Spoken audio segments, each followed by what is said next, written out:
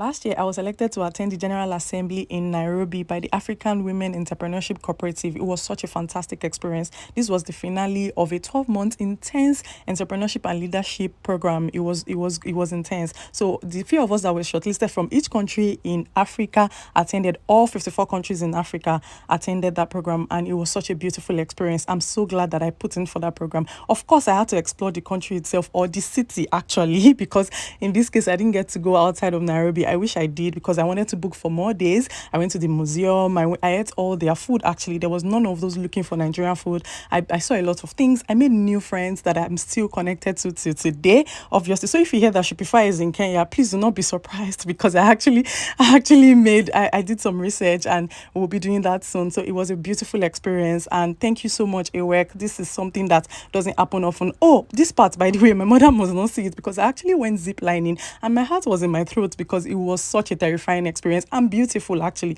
I was deceived, but altogether it was worth it.